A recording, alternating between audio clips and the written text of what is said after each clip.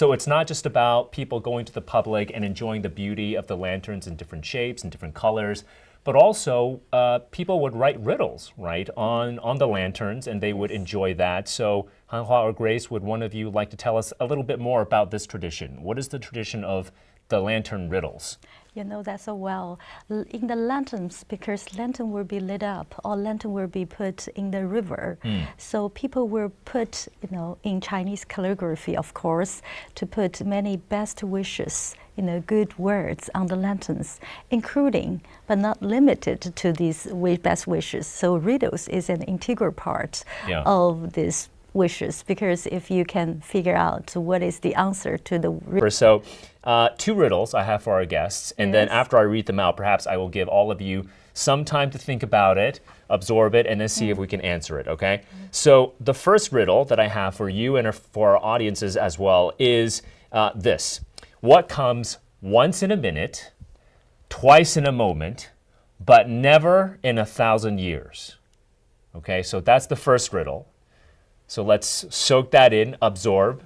Christian, you can hear us too, so you can think about this. The second riddle is this. Forward, I am heavy, but backward, I am not. What am I?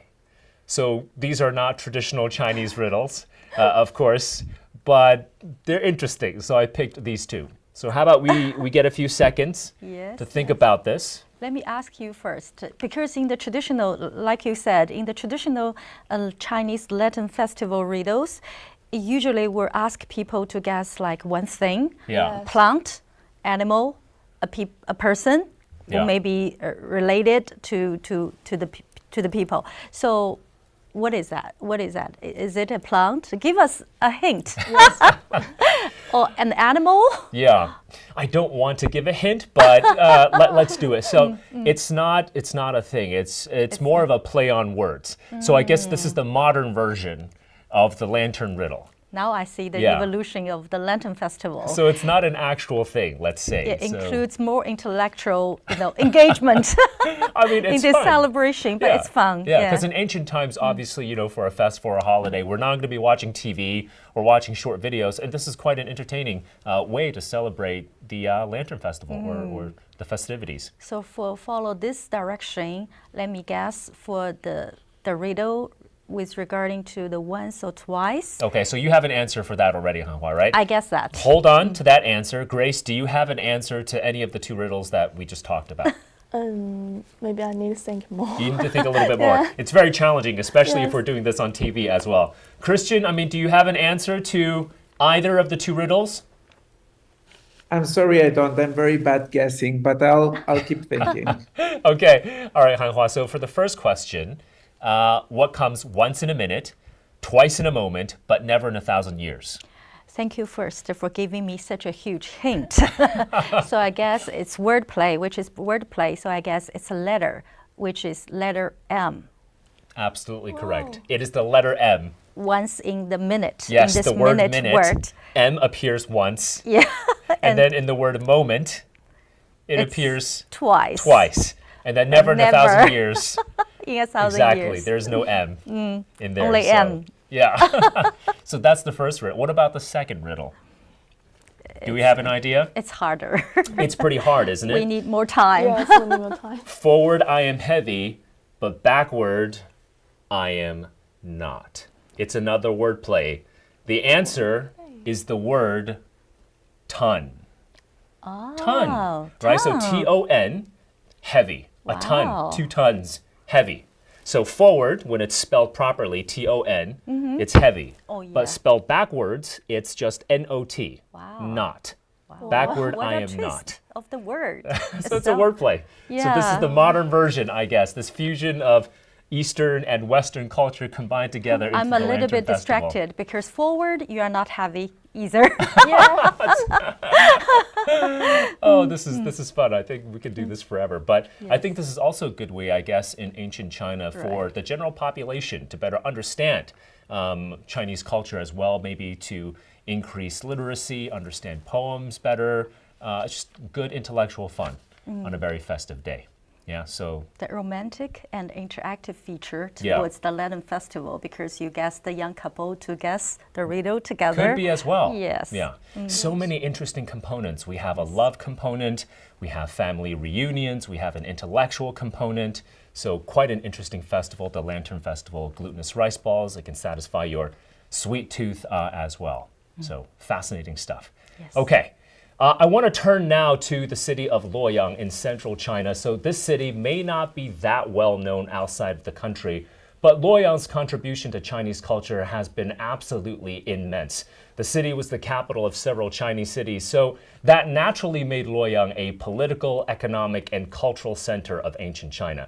So we were just talking about the Lantern Festival. That festival has been celebrated again from generation to generation. But a key part of Chinese culture and history that's making a modern comeback today is the Hanfu, or traditional Chinese attire. So characterized by flowing robes, wide sleeves, intricate patterns, or also a minimalistic style, Hanfu is experiencing a revival in modern China, especially among the younger generation who loves to wear traditional Chinese attire to cities with rich histories, such as Luoyang. So our Aaron Liu took a trip to Luoyang to find out more about how China is combining culture, history, tradition, and consumption all into one. Take a look. Not far from Caoxian, there is a Luoyang, Henan province, which has a history of more than 5,000 years. It has also become popular because of Hanfu industry. After the Spring Festival in 2023, 70% of Hanfu orders in Caoxian came from Luoyang.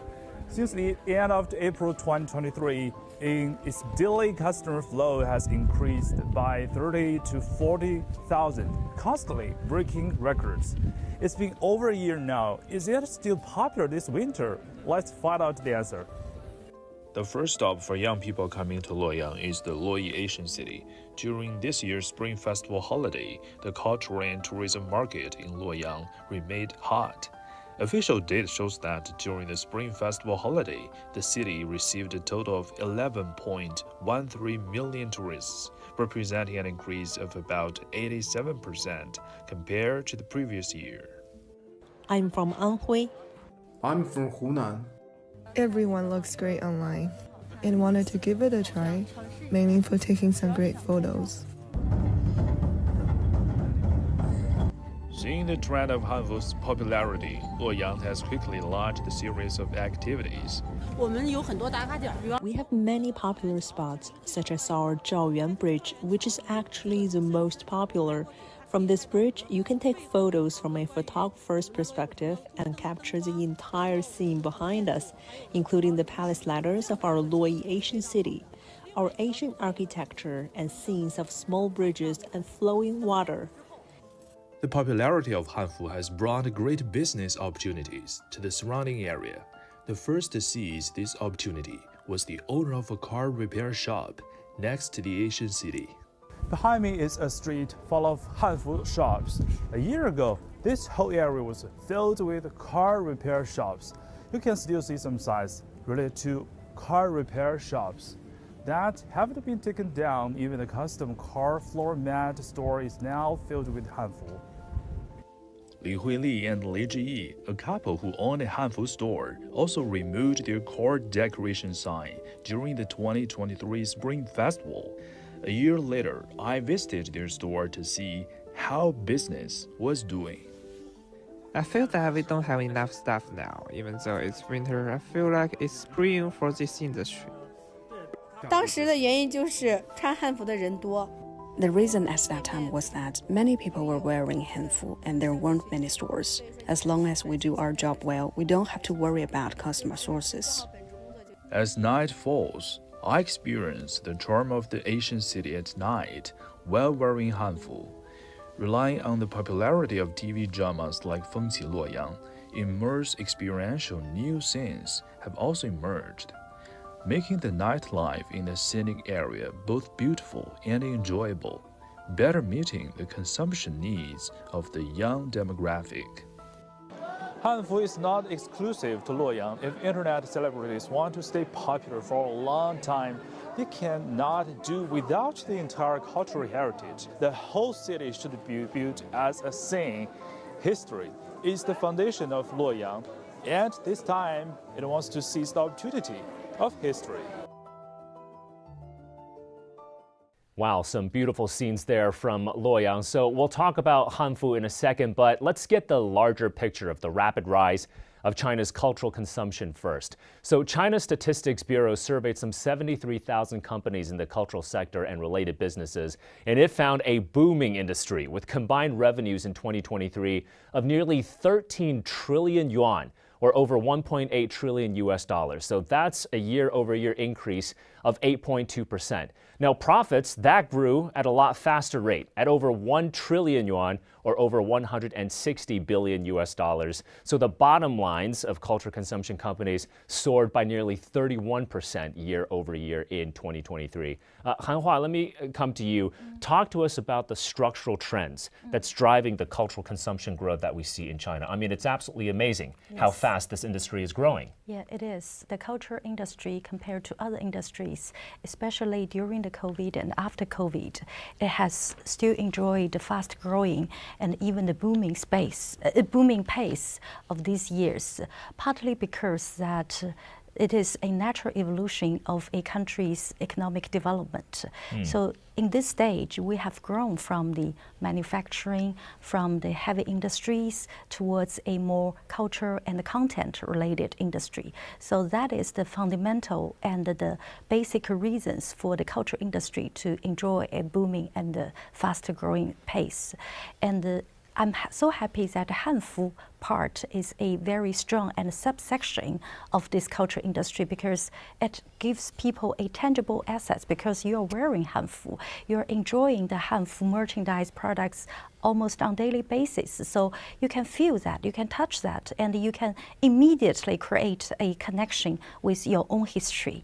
So this is the strong base of Hanfu subsection as well as the culture industry to enjoy the fast growth.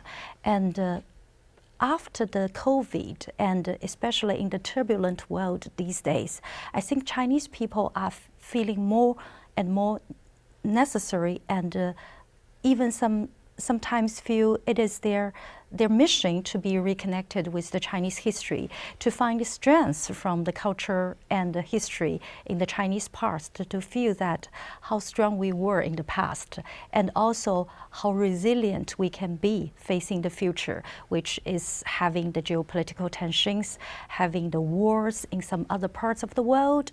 So people suddenly realize that how our ancestors can enjoy their lives while striking a balance between life and work in their lives. So Chinese people can get this kind of strength also after the COVID and in this kind of the context of the world political change. So the culture consumption as well as the culture industry development is developing under this context, and it is also enjoyed by the younger generations developing. And also it is enjoyed by the high technologies development. So the culture industry itself can enjoy the benefits and the innovations from the technology innovations. So it gives some new and modern flavor towards the culture consumption industry. For example, people can enjoy the Hanfu, the virtual pictures, as well as other virtual experience from the online platforms. And it can also enjoy many history and stories from Instagrams, from TikToks, from Chinese Weibo. So they are like having an immersive experience before even they buy the very first suit of Hanfu. So this kind of experience gives them a lot of strength as well. And also the online platforms in return will also boost the cultural consumption in many ways. I'm going to talk about the combination of, let's say, technology, digital platforms with a Chinese culture in just a second with you, Grace. But I want to stick with this rise in cultural consumption, Hanhua. And do you think it's more reflective of where China's economic development currently stands? So as a country becomes more affluent, wealthier, doesn't have to worry about basic necessities anymore. So in this particular stage of China's economic development, that means that the Chinese people can enjoy more of the cultural elements from their past and present. Absolutely, because we have a ever-growing large number and large portion of the middle class. Just like you said, people do not need to worry about the basic necessities, the house, the cars, and of course, education is part of the cultural consumption. So people can pay more attention to the culture and education part of their consumption proportion. So that is the very strong reason for this cultural industry to develop and to boom. And also, I think because Chinese people are more urbanized.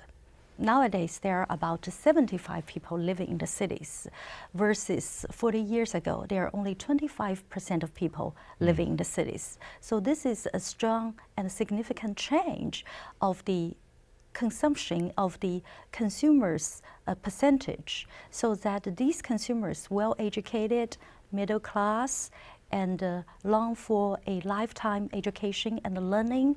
So it is very natural for them to go back to our rich history and the diversity of this history to see what kind of tangible symbols and assets we can learn from and we can enjoy today. And I think for me, this also is what China means when the country talks about going from a fast-paced growth rate to high-quality development. Exactly. Because culture, at least in my mind, it's sort of nourishment for the soul. It's satiation for the mind. So that's, I think, that aligns well with high-quality development and where the country wants to go to. So Hanhua was talking about the rich history of China, Grace. So in terms of the growth potential of the culture industry here in China, what's your take on that? There is such a rich and deep history, such a deep reservoir of cultural elements that Chinese consumers can draw on. What do you think? I think Hanfu gave us a choice to make difference from the Western side. So we have our own culture, our own assets, our own sense of beauty. And that's important why so many Chinese young people choose Hanfu. And it also can combine our traditional culture together, because the clothes is the most direct sense of our culture, since it can combine our business, economic, and the technology of a period of time. Yes. So what about technology then? So I want to get your take on this. Being a part of the younger generation, of course, you know, culture, history, you want to see the tangible elements as well, but the digital platforms can amplify the spread of culture and history as well. So how important do you think are the digital media platforms? How important is technology in terms of really boosting cultural consumption? It gives us a chance to show more to the foreigner people what about our own culture. So I think the technology can make it be better and make it through faster. Yes. Absolutely. So if, for example, an influencer goes to Luoyang dressed in Hanfu, great nightscape, makes a short video, that can definitely amplify the attractiveness of the city and the culture as well. Christian, I want to turn to you. So you haven't been to China yet. You are a Chinese culture enthusiast. If you come to China, which cities would you like to see? I would love to come to some Hanfu festival, if possible, when I'm there. I'd love to visit the Forbidden City. I would love to visit Xi'an and connect to the ancient culture, to the original Han people, right? So, and I think that like all these TV shows are making a very good job, because they are awakening the interest of foreign people by showing how the ancient Chinese civilization lived. So I think by showing all this and choosing popular actors like Yuan, or I think that captures the interest of people to see these like idols wearing these robes, you know, and of course that I think that has triggered also the consumption of Hanfu all over the world. But yeah, back to your question, I would love to go to China, and aside from visit all the places I want to visit, I would love to make an artist residency there in order to learn ancient art techniques I could include in my work. Absolutely. So you're thinking about perhaps in the future fusing together elements of art from both China and I guess the broader West in general. I think that sounds like an absolutely fantastic idea. Should be a very interesting exhibition to go visit and to go look at. Xi'an, I would definitely recommend you go to that city as well. Another ancient capital of China. The Ming Dynasty city walls in Xi'an, absolutely gorgeous, breathtaking. You can even ride a bike on there as well, Christian. Don't worry, it's very sturdy. So if you do have a chance, go to Xi'an, formerly called Chang'an, of course, the city of eternal peace. So an absolutely beautiful city. Grace, let me turn back to you and ask you about how competitive is the cultural consumption market here in China. So for a younger generation such as yourself, what is it going to take for you to engage with a particular cultural product or service?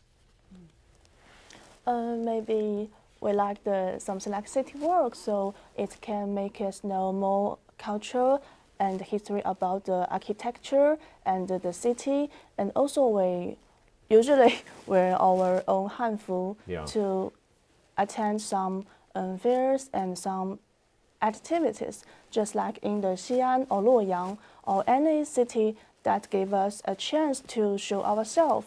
Yeah. Yes. Would you say that's also a trend where Chinese people are wearing traditional attire and they're going to various cities across the country, especially ones with a lot of historic significance, and then just engage in what you call city walks, right? So this is basically wearing Chinese clothing, traditional clothing, and just walking around the city, just enjoying that kind of vibe and that kind of feeling. So is that a new trend among the younger generation here?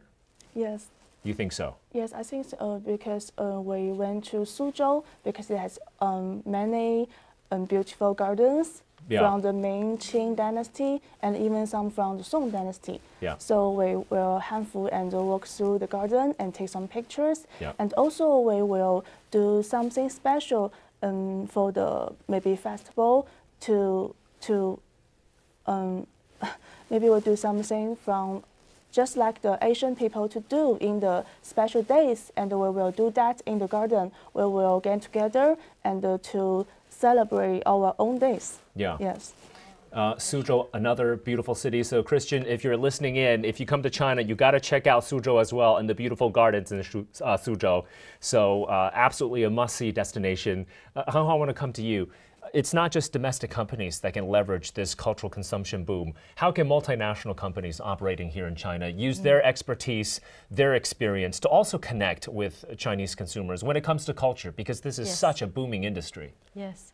I should, by the way, I should really do this myself. Yeah. To go to City Suzhou walk. and wear, the Hanfu, whatever, dynasties it come from, just to do something that our ancient ancestors are doing. Maybe have some drinks and write some poems. Write some poems. Yes. Some rice wine would be good. Yes, exactly. So speaking of the domestic companies and the multinational companies, I think they are leveraging well about the Chinese symbols, cultural symbols. In the past years, for example, every Chinese Lunar New Year, they will come up with some products with special zodiac. Like this year is the year of dragon. So I already saw many multinational companies, the consumption companies, they are coming up with these products, cultural products with the dragon symbol. So it is the very first step of their utilizing their strengths and their marketing and the branding maybe competitiveness to leverage this domestic market, which has such a reservoir, just like you mentioned, of the rich culture and many cultural products as well. So, this market itself is highly competitive, and down the road, I think it needs a lot of work to follow. For example, the authenticity of the Hanfu itself, and how to combine the traditional style with the modern and comfortable, as well as the modern accessibility of these traditional clothing, and also how to leverage the Chinese rich cultural products with the modern marketing and branding skill sets, and how to reach the audience and the consumers through digital platforms, through many other ways of to include them into these consumers, as well as a bigger circle of the cultural development, cultural product development. So it is highly competitive, but I think with the younger generations, they are experiencing these Chinese culture with Hanfu clothing on their bodies, and with their use and the grasp of the modern technology. I think both the domestic companies as well as the multinational companies can enjoy the fast-growing market together. Absolutely. I think having that authentic experience, like you mentioned, that authentic cultural, historical experience that can provide that unique experience, I think that is going to be absolutely crucial when it comes to standing out in the cultural consumption market. Christian, I want to come to you. How do you think the world can better understand Chinese culture? Because if you want to understand, I guess, the Chinese mindset, the Chinese psyche, it's quite important to understand Chinese culture. So from a global perspective, I would say, how do you think the world can better engage with and understand Chinese culture? People nowadays, it's very important to know their traditions and their past, because if you don't know your past, you don't know where you're going.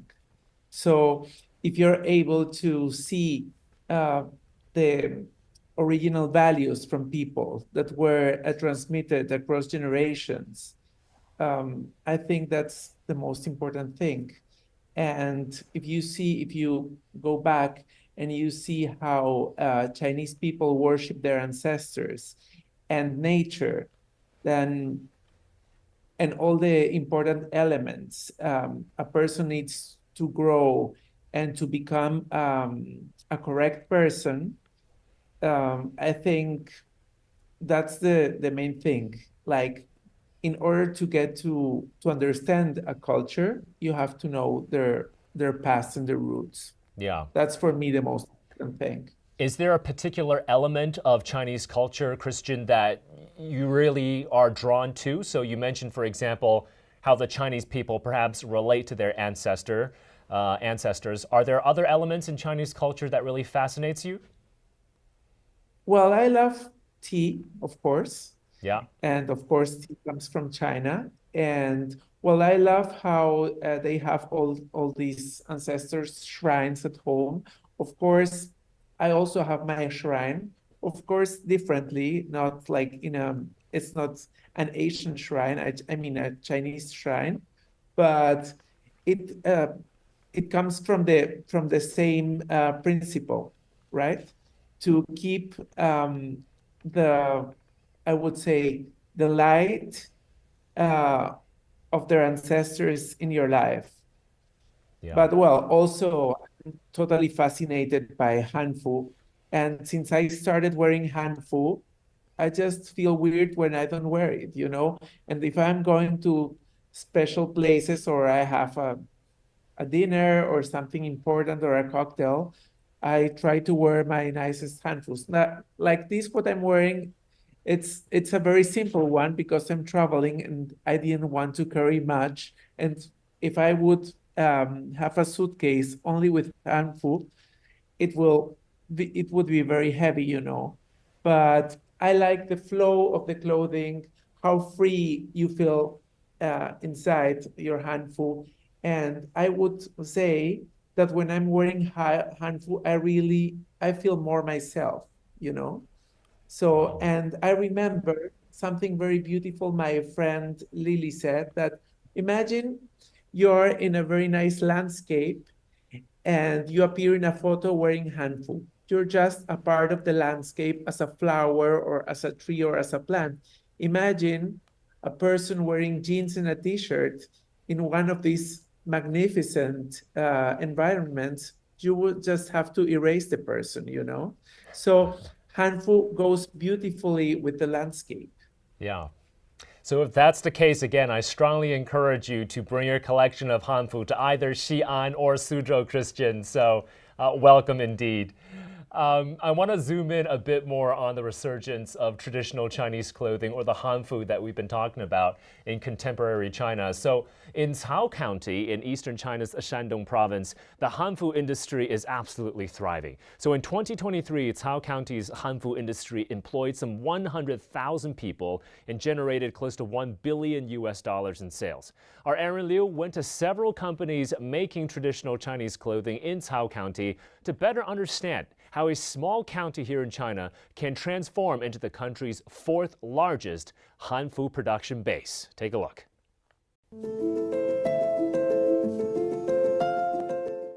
This is Chinese New Year Hanfu and Ma Mianjun, literally horse-faced skirt. Produced in Caoxian County, East China's Shandong province, has seen brisk sales.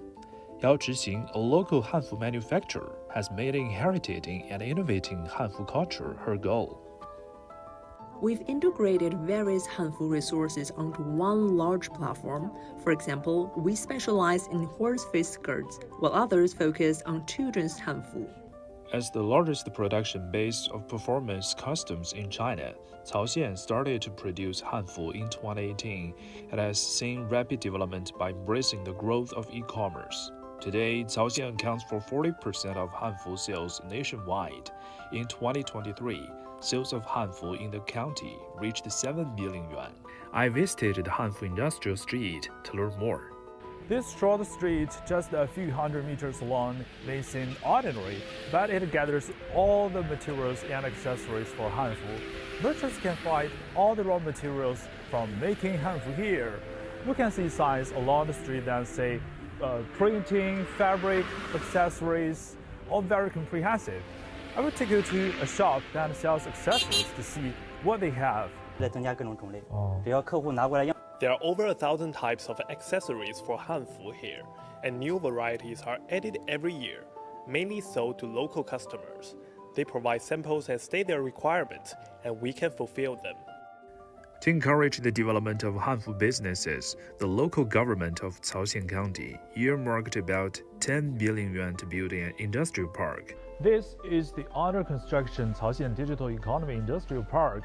In the future, e-commerce, live streaming, and related industries will settle here, accommodating more than 200 of the merchants. This will further create a cluster effect, promoting the development of Caoxian's Hanfu online industry. Our online stores in Cao County currently number around 13,000, and we have reached 181 offline experience stores. Through the interaction between online and offline, we are elevating the development of the entire Hanfu industry to a higher level. Aaron Liu, CGTN, Caoxian. Wow. I gotta ask our Aaron Liu about that beautiful turquoise Hanfu that he was in. I need to get my hands on one of those. Grace, I want to come to you on this one. So this revival of the Hanfu, would you say, is this a fad, or do you think this is now absolutely mainstream? I still think Hanfu is a niche market in China because we maybe only wear Hanfu in some special sense and special times. Maybe we take photo, we travel. But I think Hanfu can still wear in our own daily life. Yeah. Yes, since Hanfu is not only for one dynasty, it has an evolution. So it's the reason why we can wear Hanfu in the modern life. Yeah. Yes. I feel I'm seeing this becoming more and more mainstream because if I'm in the subway station, if I'm going to malls, I can always see, pretty much always see people dressed in Hanfu clothing. Which dynasty, Grace, is this Hanfu clothing from? So again, this is about the wide flowing robes. Maybe stretch out your arms and show our audience how wide the robes are. That is absolutely gorgeous. I'm not sure if our audience can see the intricate floral designs of the Hanfu with the touch of gold and blue. Yeah, this is absolutely beautiful. And I can't imagine how long would it take for a Hanfu like this to be made. I mean, is this several days, several weeks, a month? Do you have an idea of how long it usually takes, a well-designed Hanfu like that? It depends. When it's made by some factory, maybe in Cao country, so it's maybe 2 or 3 days, just okay. But if that's made by handmade, it needs more than 3 or 4 months. 3 or 4 months? Yes. To make a beautiful looking one. And which dynasty is this particular Hanfu from? Because the Hanfus look different. They evolve throughout the Chinese dynasties. Yes, it's not for just one dynasty, it's just different styles. These styles of Hanfu is more popular in the Ming dynasty. In the Ming dynasty. So about 600 years ago. Yes. Okay. It's just a style. Just a style, but it's an absolutely beautiful style. Hanhua, let me come to you. Explain to us this phenomenon in terms of this growing popularity with Hanfu. Yes. For me, it just feels like the past few years that we've seen this rise in Hanfu, especially among the younger generation. Yes. Let me say that every mainstream industry can be grown from a niche market. Yeah. So I'm really confident, and I think Hanfu is really promising in China's younger generation and in China's future development. China can be so industrialized, just like the video we watched. Caoxie is a small county, but it grew to be the largest industrial base for the Hanfu producing, Hanfu clothing, hand clothing production. So it's just like another Yiwu where Chinese products can go abroad to every corner of the world. And it is also a reflection of China. It's such an industrialized country. It can produce nearly everything for Chinese, not only for Chinese, but for the world. Yeah. So this phenomenon, in my opinion, will be growing, will be very promising, will become an integral part of China's economy in the next stage of development, because China is still also suffering like the rest of the world, suffering from the COVID, suffering from the turbulence of the world politics, and the China's economic recovery is still on the way. So I think the cultural part of the industrialization, as well as Chinese or China providing more culture-related product to the world, is still on the way, but it is very promising. Yeah, absolutely. So the pace of Hanfu growth could potentially be relatively fast going down the road as this becomes more and more mainstream. Christian, I want to come to you. Do you see perhaps a fusion of Chinese elements from the Hanfu and then combined with elements from other cultures as well when it comes to contemporary fashion? Is that possible? Can we have something interesting like that? Well, I'm seeing nowadays many Hanfu elements in contemporary fashion. Also in my country, many designers are including like this kind of like crossed, you know what I mean? Yeah. How the fabrics go here. And they just don't know it's really from Hanfu. People think sometimes when I'm wearing Hanfu, oh, I love your kimono. And I'm like, this is not a kimono, And then I tell about Hanfu, about Huaxia, etc. And then I start to explain them. But yeah, I can tell also in international fashion. Of course, for example, one designer I like very much is Joji Yamamoto. And well, he's Japanese, but the flow of the clothing resembles very much ancient Hanfu clothing. I think everything comes from there because like China is the origin of everything, basically, right? Yeah. Well, I mean, I love this contrast of the Hanfu that you're wearing, Christian, because it's more of a minimalistic style. And there are Hanfus, of course, like that. And then we contrast that with Grace's Hanfu, which is very intricate in design as well. I want to bring it back a little bit more to the larger picture, Hanhua, and talk about the role of cultural consumption. Of course, Hanfu is part of cultural consumption. How do you see the role of cultural consumption in terms of boosting incomes and prosperity in China's countryside, in the rural areas? So we were just talking about Cao County, for example, in the countryside of China, and yet they were able to build up this industrial base for a product, the Hanfu. So in general, cultural consumption. That can include Hanfu, that can include tourism as well to the countryside. How important is that element for China's efforts to revitalize its rural areas? Just like I said, proportion-wise, China already has over 70% of population living in the urban area or the rural areas attached to the urbanization development. So this is a significant number, and this is also the major portion of China's labor force. So taking that into account, you will feel that the rural area, thanks to the elevation of the complete poverty back in 2020, after over 1 decade or maybe longer decades effort from the government, from the NGOs, from the all parties of life working together. So we have completely elevated the poverty, extreme poverty, but we need to figure out what is next. What is next for the rural areas development? Thanks to China's history, we have a lot of historic relics located in these rural areas or in these less developed cities, so that these relics can be perfectly combined with the Hanfu clothing. Yeah. Modernization as well as development as well as the consumption. So that can be Hanfu plus, for example, Hanfu plus tourism, Hanfu plus the marketing and branding for some cultural products, Hanfu plus cuisine and other tourism enjoyment experiences, so that I think Hanfu can be a trigger point, or the cultural product can be a trigger point for the next stage development of China's economy as well. Yeah. And thanks to the younger generation, because it is the driving force of Hanfu to be showcased in China, not only in China but in the world stage, thanks to their efforts and their desire to be reconnected with the Chinese history.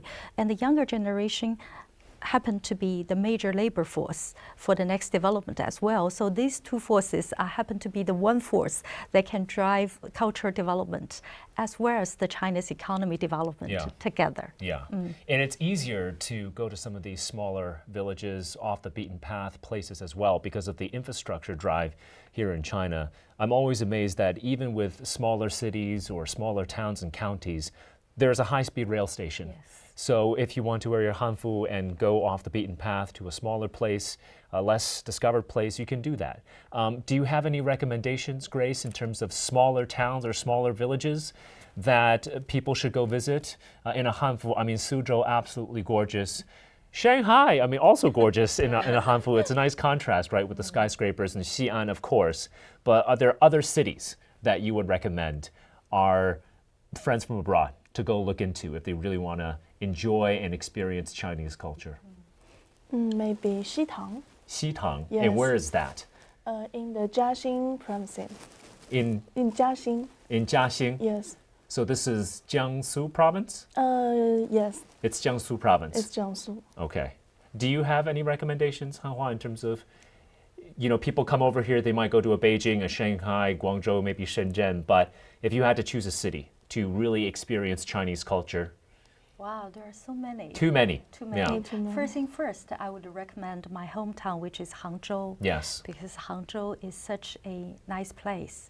Modern city, capital of China's internet. Yeah. So Hangzhou is a natural choice for wearing Hanfu on the street. To enjoy on one side, it is the modern development of the new buildings as well as the West Lake. Yes. So you can walk by the West Lake wearing a very nice and beautiful Hanfu together. Also, Hangzhou is the city of China's internet. So there are so many easy, accessible, live broadcast of your Hanfu wearing experience. Yes. And even buy Hanfu on the spot because it is the where Taobao, where Ali, where many other internet companies are located. So Hangzhou is a natural choice.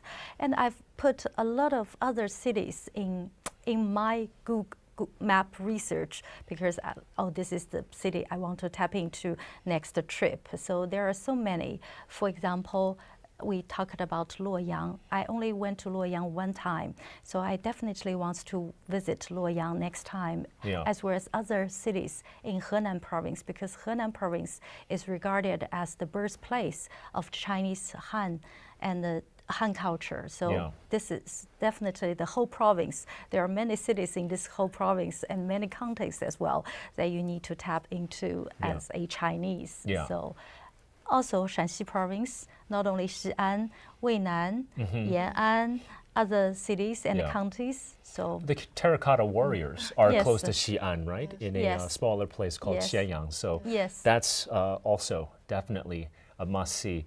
But are you concerned, Hanhua? I mean, we have a good time talking about the booming industry of the Hanfu. And are there concerns about over-commercialization of culture and history? I mean, how do you maintain that balance between having that authentic experience on the one hand and preserving culture and then too much commodification of the industry as well? How do we find that right balance? Can a balance be found? I'm not concerned for now because, like Ray said, it is still a niche market. It's still driven by the younger generation who are really have this, love for the Chinese culture, but want to bring that into a modern day life. But down the road, probably it's just like a balance of life and work. It is a balance of the past and the balance of the modern and the future. So I think down the road, we need to take some factors into consideration. It's good that you have already have this concern about whether there needs to be a balance between the old and the new, the tradition and modern, as well as the over-commercialization or over-consumption of Hanfu, making it a two-way an industrial product rather than keeping it with some culture and the traditional flavor from the past. So I think challenges are there probably, but not a concern. For example, we need to figure out the authenticity of the Hanfu. We need to see whether we can utilize the modern technology, but not driven by the modern technology. And we need to commercialize Hanfu to some extent because the factories, the workers, they need to earn a living by producing the Hanfu. But also we need to also bear in mind whether this is true Hanfu or there is only the very bad in the copy of Hanfu. So we need to bear in mind maybe read more books for the younger generation and to learn about the true culture and also to strike a balance between whether they want to take it as a career or just to take it as during the leisure time. So there should be a balance. Of course, I agree with you on the balance side.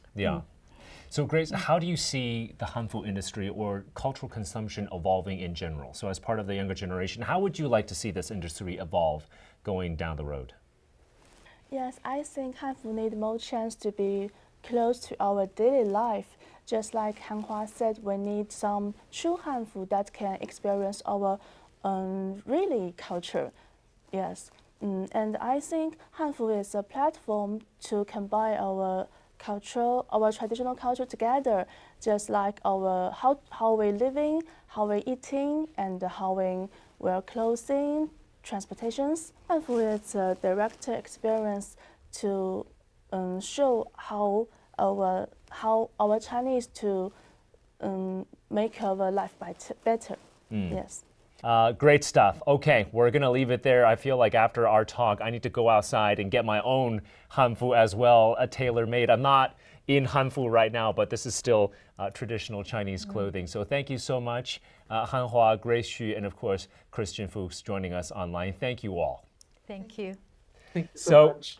From the Lantern Festival's vibrant celebrations, the historical streets of China's ancient capital of Luoyang, and the bustling Hanfu production base in Cao County, China is seeing a stronger fusion, I would say, of the past and present that not only revitalizes heritage and tradition, But this fusion is also shaping a dynamic future as well. Cultural consumption is definitely a trend to watch here in China's evolving consumer landscape, where opportunities for growth and innovation can be absolutely huge. So thanks for joining us on our special Lantern Festival edition of Biz Talk here on CGTN. I'm Michael Wang in Beijing. We'll see you again next time.